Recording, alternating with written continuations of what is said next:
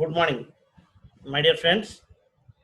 I would like to invite you for a small talk on the articles of associations being used in the joint stock companies today. The Indian Companies Act 1956 has underlined the importance and also the imperative need for filing of various prime documents with the registrar of companies for the incorporation of a public limited company. They are the Memorandum of Association. Simply, we will call it as MOA. The second one, the Articles of Association, AOA, and the signatures of the members who have promoted the company and willing to act as directors, along with the requisite amount of fees and duly filling the respective application forms. If we see the definition for an articles of association,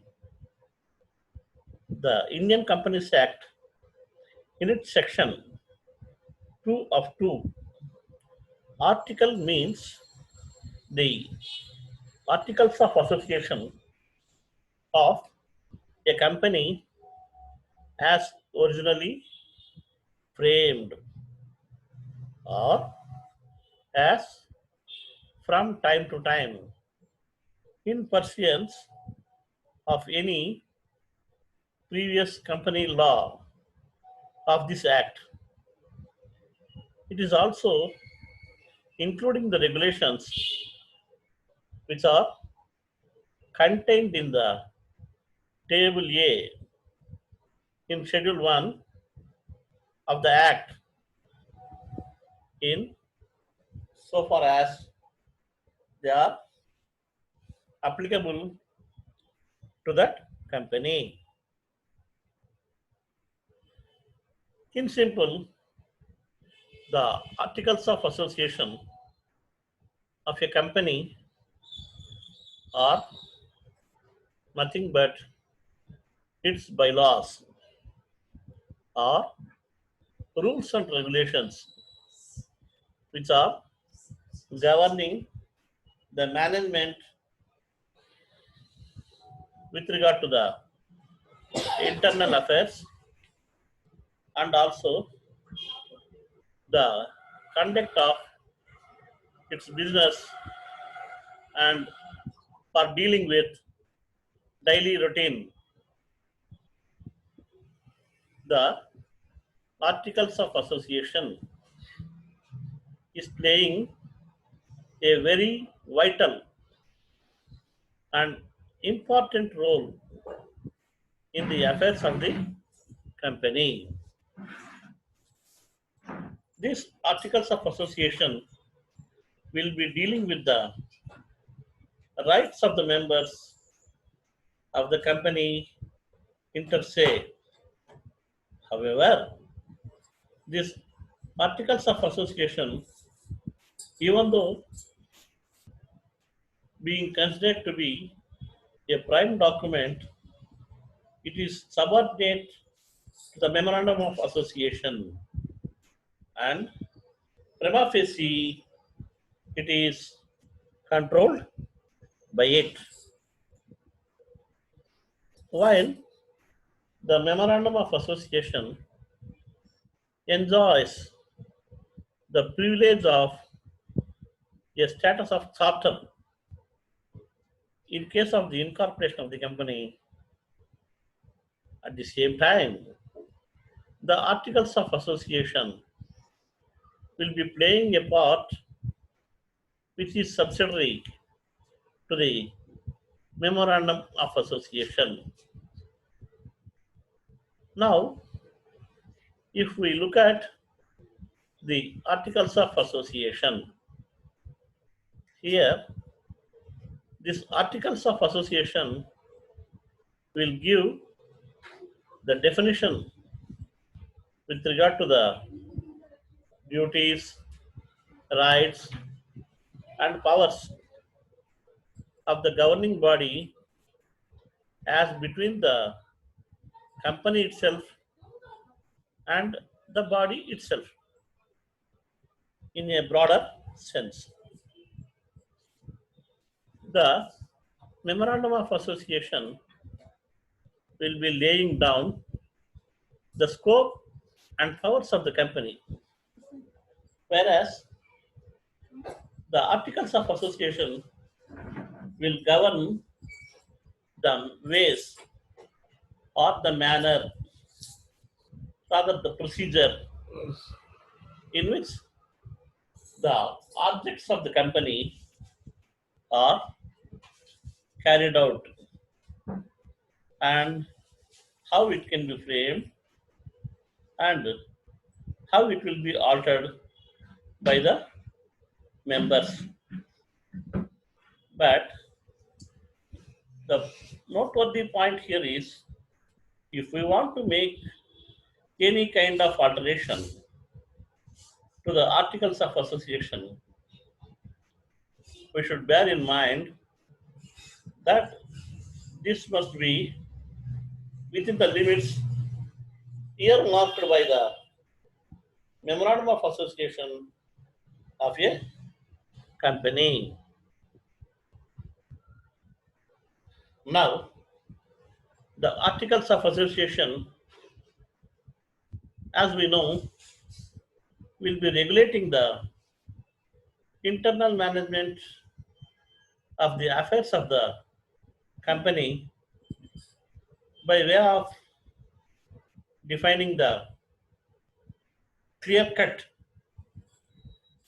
and established powers of its officers, while at the same time it will be establishing a kind of contract between the company and also the members of the company. Likewise, also between the members of the company inter se. This contract will be governing the ordinary rights and obligations which are incidental to the membership in the company.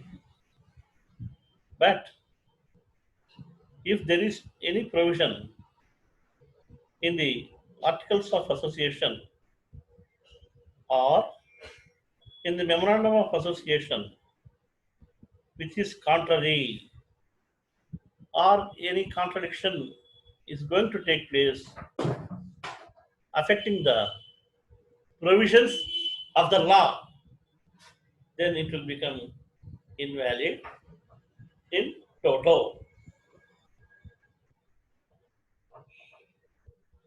Now, if we make a comparison between the Articles of Association and also the Memorandum of Association, we will understand that it is clear from its appearance itself. The Memorandum of Association will be containing the fundamental conditions upon which alone the company is allowed to be incorporated.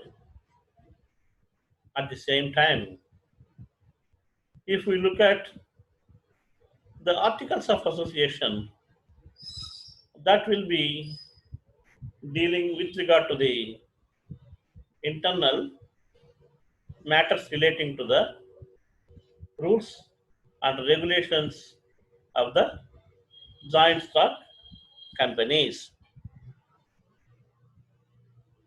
Now coming to the registration of articles of association.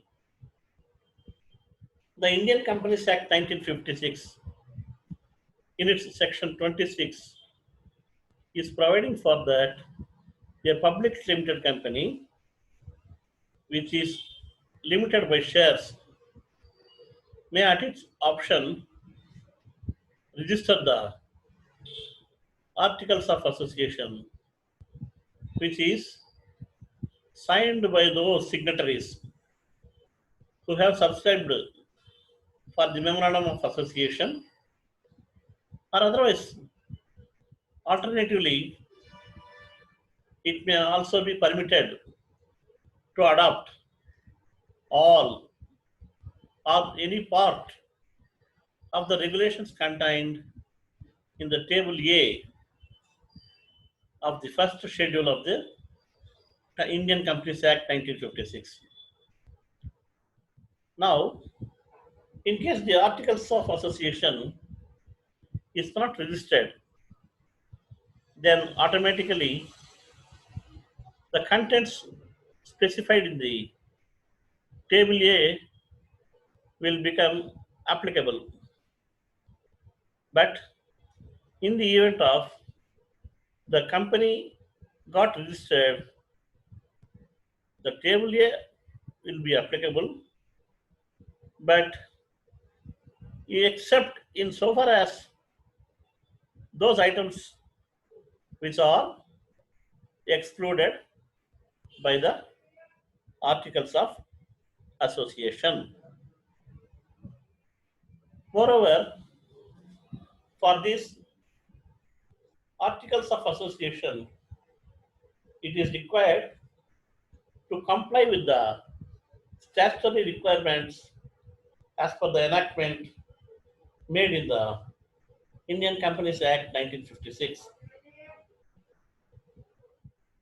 The section 30 of the Indian Companies Act requires that the articles of association must be neatly typed or printed and divided into paragraphs. It must be given numbers consecutively and adequately stamped and duly signed by each of the subscriber to the memorandum of association along with the signatures of the witnesses, and while at the time of filing with the register of companies the document like memorandum of association, these articles of association need to be filed. So it should be borne in mind that the articles of association must not contain anything which is illegal or giving an ultra view to the memorandum of association, nor should it be contrary to the provisions laid down in the Indian Companies Act 1956. Now, if we see the contents of the articles of association, we'll come to understand that this articles of association is generally framed by the company which is setting out the rules and regulations for its own working. The contents are generally related with the following items. The first one is In case of registered or non-registered companies,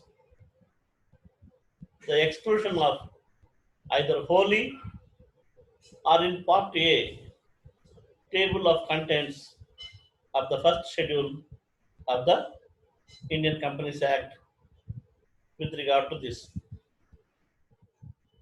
Second point is to adopt the preliminary contracts and the expenses incurred therewith in dealing with those contracts.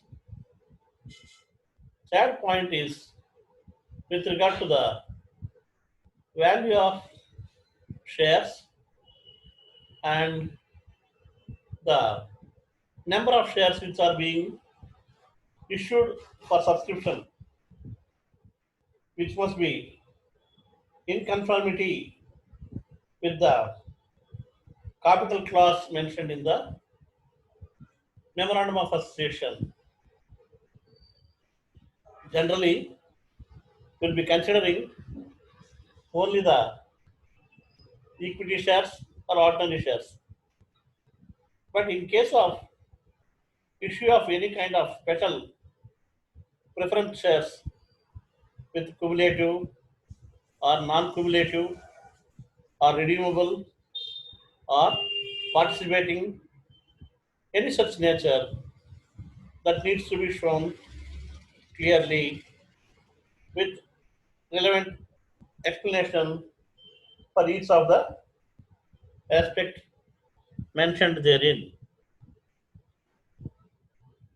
Once the shares are being issued, it's a general procedure with respect to the issue. There will be the response and the procedure of allotment of shares will be taking place. When the shares are once allotted, it comes to the point of calling on the shares periodically, like the first call, second call, if necessary, third call, and also final call. Likewise, the next important aspect is in case if any of these shares are kept on lien to seek any kind of loans, then this will be acting as a collateral security. The same must also be mentioned here. The eighth point is with regard to the transfer of shares in case of sales and purchase in the markets. This is the book transfers and adjustments which are resulting out of the transactions taking place in the share markets. While transmission of shares will be generally taking place in the event of a member who is demised or passed away, and consequently his legal heirs will be entitled to enjoy those shares in proportion as mentioned in the legal heir certificates. Then such an effect of transmission from the parent to the heirs will also need to be entered into the statutory books of register of members of the company. Then coming to the nomination on the shares, which is mandatory, failing which, in the event of sudden demise of a shareholder, the information related to nominee is not available, it is difficult for them and it involves the legal complications in filing the suits in the court of law and obtaining legal hair certificates and following cumbersome procedural hurdles. Then comes to the forfeiture of shares. It is quite natural. Whenever an allotment is made, that there is no guarantee that 100% of the all applications which are allotted will be subscribed. Sometimes maybe 90% or 95% subscribed for allotment. Coming to first call, it may come down to 85%. Again, in the second call, another 3 to 4% may come down. At the final call, overall about 20-25% may remain unpaid, and the amount of all such unpaid shares will become forfeited and it will be transferred to the capital reserve. And the rules regarding this also needs to be mentioned in the articles of association very clearly. Then, with regard to the procedure to be adopted for the alteration of share capital of the company, here it involves two complications. One is for raising the capital from the present level, and the second may take place for reducing the capital. Both will be affecting on the alteration of share capital, and the detailed procedure to be followed with respect to this needs to be mentioned in detail. Generally, in the initial stages, when the company is in the tender age, it will invite redeemable preference shares and the like. And once it gets stabilized in the financial aspect, naturally, those shares and debentures which are causing a burden will get automatically redeemed. In respect of shares, it is called buyback of shares. While coming to debentures, the process is redemption of those debentures. This procedure also to be clearly outlined in the articles of association. The next procedure is regarding to the issue of share certificates.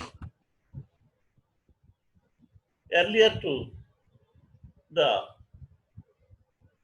electronic device and electronic dealing with e-commerce, e-trading, almost all the shares were given in the physical formats.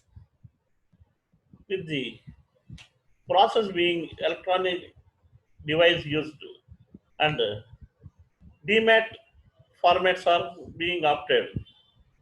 So physical conversion of those share certificates into demat accounts and dematerialization, all the aspects need to be mentioned clearly. Next aspect is with regard to the conversion of shares into stocks. When shares are posing a responsibility and burden, once they get converted into stocks that will be lessened. Here also, the procedure must be clearly outlined. The next aspect is the rules relating to the voting procedure and voting rights, and also the guidelines with respect to the appointment of proxies in attending the meetings and exercising votes. And time and again, they should be given the prior intimation that the mere appointment of proxies does not entitle them to express their opinion in any manner except sharing in the meeting and casting votes in the elections only. Then coming to the rules relating to the convening of general meetings of the company with shareholders, like statutory meetings, annual general body meetings, and the extraordinary meetings with the procedure for sending of notices, agendas, in case of voting, electronic voting, and issuing of PIN and other details must be clearly mentioned here.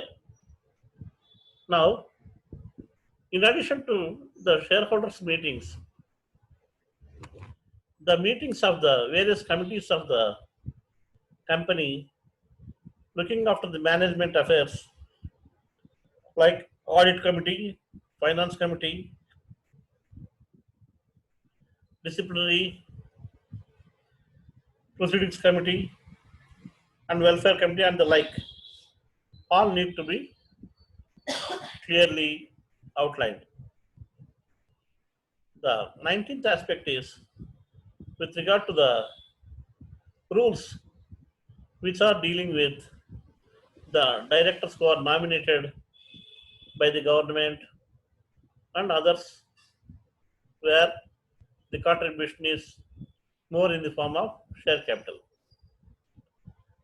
Then the 20th aspect is the directors, their appointment, tenure, and powers delegated to those directors, along with the remuneration and salary or commission or any other specific responsibility should also be mentioned here. Then coming to the debentures and other stocks, the rules regarding issue of various types of debentures like mortgage debentures or registered debentures or renewable, convertible, and the like needs to be given clear mention. Then comes to the 22nd aspect for the rules relating to the constitution of audit committees, which will go deep into the details of the audit findings and will give their opinion, which will be useful for next meetings and in the years to come to take care in that regard. 23rd point is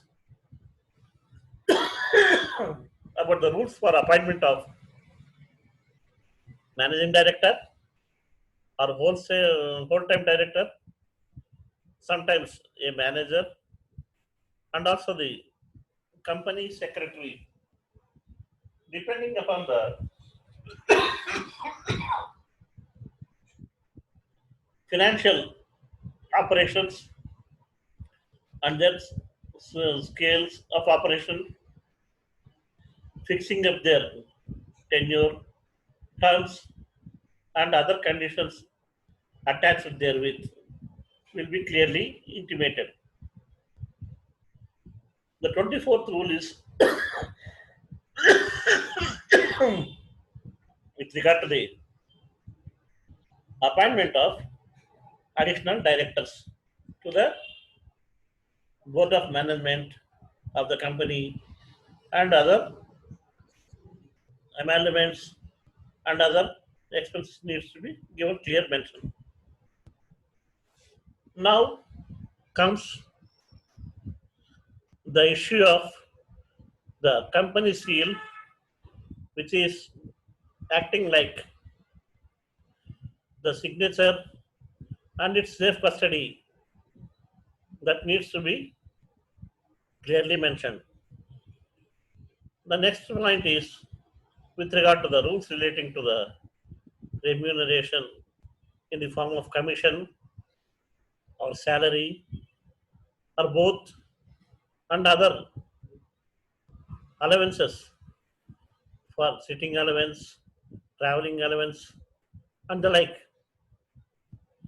which are liable to be payable to the directors of the company, should also be clearly mentioned.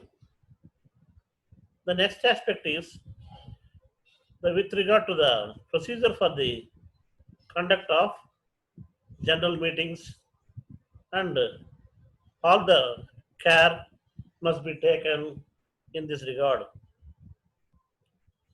Then coming to last 28 point, with regard to the conduct of meetings of the directors in the board of management and procedure involved therewith will be given mention. Now we will see to the borrowing powers of the directors of the company for any raising of loans or other borrowings from financial institutions and procedure to be involved also to be mentioned here. Then comes to 30th point is the policy of the company with regard to the declaring of dividends and also making provisions and allocation of funds for the statutory provisions like pension fund, workmen compensation fund, gratuity act, and other equalization of dividend and the like provisions in addition to regular depreciation allowance and amortization, etc. Then the next point is with regard to the accounts and audit of the company, which must be given a true and fair view of state of affairs of the company, for which the periodical change of the auditors and ensuring transparent system there in the mechanism of accounts and audit will have to be mentioned in the articles of association. Now comes the procedure with regard to the closure of the company in the event of any liquidation or winding up as per the directions of the court of law, then the procedure will also to be outlined clearly. And lastly, the provisions relating to capitalization of reserves and their treatment in the accounts and other aspects related therewith to be mentioned very clearly in this articles of association. So this is a vast list of various aspects which needs to be taken care in incorporating the rules and regulations which will be helping in meeting the day-to-day problems in the conduct of business of a joint stock company will be clearly mentioned and given special attention from time to time. So if we want to make any more alterations to the articles of association, here the statutory right of the company in making the alterations in the normal procedure to be given in the Articles of Association. But at the same time, it should be kept in mind the power to alter the articles must be in conformity to the provisions of the Act and the conditions mentioned in the Memorandum of Association. A company may, by adopting a special resolution, alter the Articles of Association, and that any alteration so made shall become valid as if originally contained in the Articles of Association. But if the things go contrary or making contradiction in regard to the matters like converting of a public limited company into a private, definitely it will have an effect unless and until such an alteration has been approved by the central government.